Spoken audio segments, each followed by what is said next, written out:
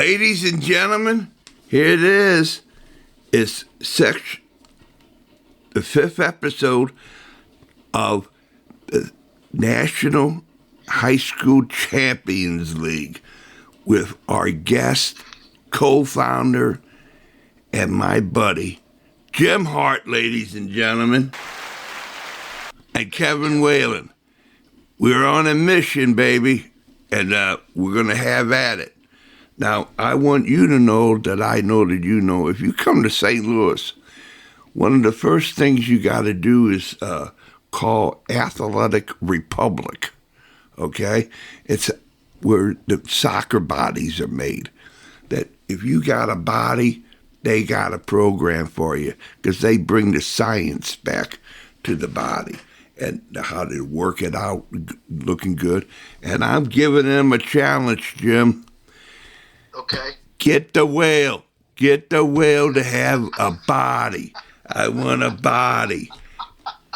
And because, man, and we'll document it, and we'll have it, the whales get a body.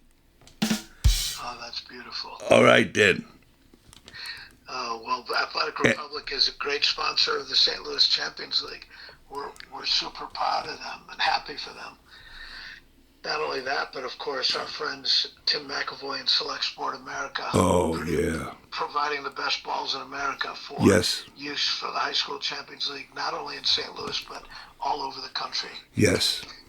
So we're grateful for their sponsorship as well.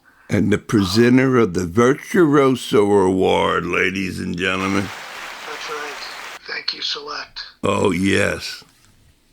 All right. So shall we get into our items today? I'm on bended knee, baby. Come on. I'm ready to hear it.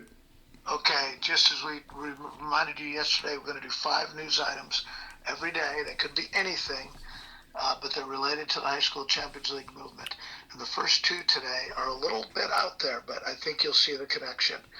Item number 1, there's a place called the Aspen Institute. And the Aspen Institute is focused on the value of play and the value of sport for youth. And they have a thing that they do every year called the Project Play Summit. Somebody that's real big on the Aspen Institute is Toby Walsh, one of your former guests, Kevin, the good bad dad.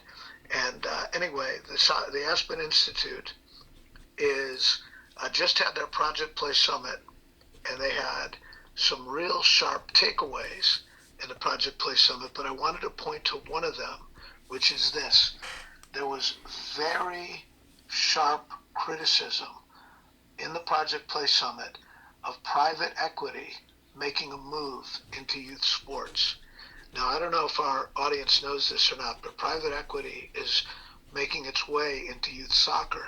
Private equity is buying up clubs all over the country, soccer clubs, for the purpose of generating a profit. This has been called out on a national stage by the Project Play Summit as something that is inherently at odds with the goals of youth sports, and it is not only designed to keep families out who can't afford youth sports, but also designed to trap families inside pay-to-play youth sports with a story of if you want to get somewhere in the game, you have to pay this money to be part of this club. And this has been called out. We call it out all the time here at the High School Champions League movement, but now it's been called out on a national stage at the Project Play Summit. I thought that was important because we all know there's a narrative that's anti-high school soccer, and the narrative goes something like this. Those high school soccer people don't know what they're doing. In fact, kids, don't even play high school soccer. You should stay with us in our club. And that's a negative narrative, and it's damaging, and it's not good. So it's great to see that support on a national stage for common sense, which is what the Champions League is. It's about common sense. So that's good. That's item number 1. We go to news item number 2. Again, not directly related to youth soccer, but it's directly related to Terry Mickler, one of our leadership team members here in the High School Champions League movement, and of course a legend in St. Louis, and not only there, but in the United States for his high school coaching career. One of the things Terry always asks in our group when we plan for the high school Champions League is, he says, why? Why? You have to remember why. We shouldn't do anything unless we answer the question, why? If there's a reason to do it, we should do it, but if we can't identify the reason, then we shouldn't be doing it. It's sort of Terry's input of wisdom, one of the many that he does for us. Well, listen to this. The International Olympic Committee has started something called the Youth Olympics, and that's been going for a little while. Well, they have put a pause on the 2030 Olympics because they cannot identify the purpose of the event. The reason they can't identify the purpose of the event is because it's being clouded by the influence of money and the influence of private equity into youth sports. So the International Olympic Committee has put their hand up and put a stop sign up and said, wait a minute, we're stopping this International Olympics, youth sports, until we really truly understand why. I almost think they should have said, we hear you, Terry Mickler, because you're right. If we can't identify why we're doing it, we shouldn't be doing it, especially if people are jumping in and making money out of it. So those first two items, the Aspen Institute Project Play Summit and the International Olympic Committee, they are part of the big picture of why the High School Champions League matters.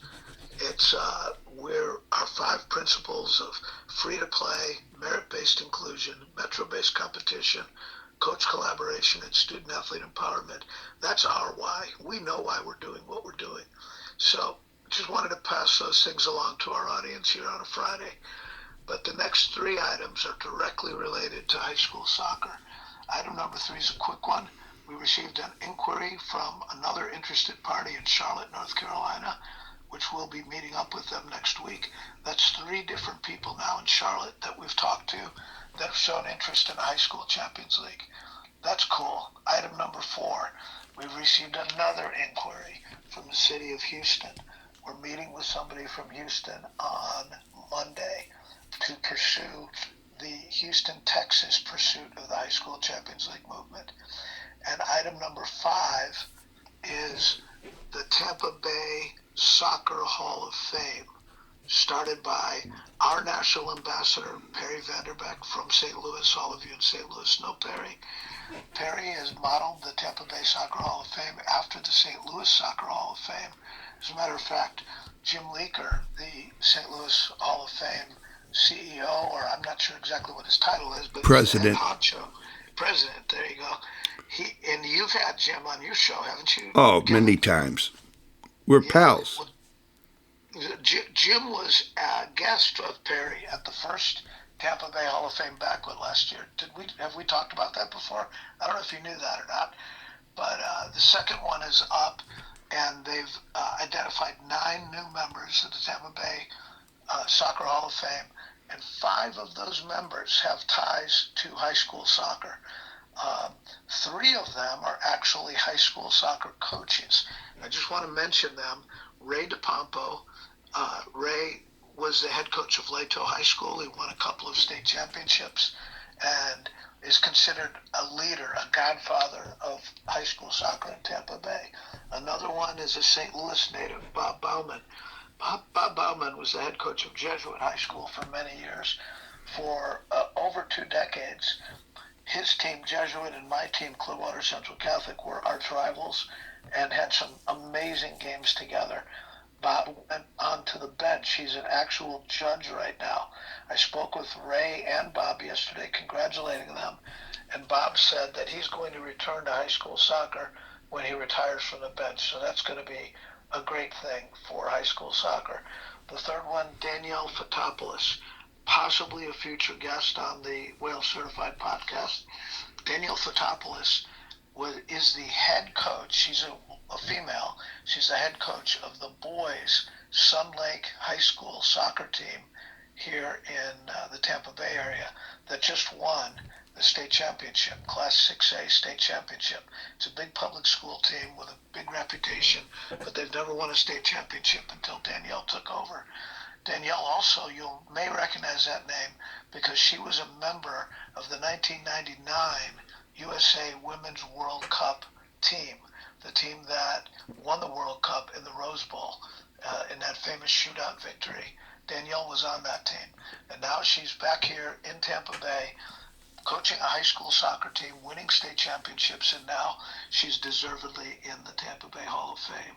The fourth person is Bob Heilman, the best referee to ever come out of Tampa, and a huge advocate of high school soccer, refereed many of our games over the years.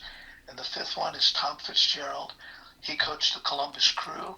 He coached the University of Tampa, but he started out coaching Jesuit High School in Tampa. And one of the first coaches I coached against in 1979, St. Pete Catholic versus Jesuit. And this young guy, Jesuit coach, came into the locker room and said, "Where are we supposed to get our team ready?" And I said, "Right over here, sir." Tom Fitzgerald, amazing guy, died too early in a motorcycle accident, but deservedly in the Tampa Bay Soccer Hall of Fame. Kevin, that's it for today. Man, may you rest in peace. Well, Jim, we did it. We finished the week out. We're going to take the weekend off, baby.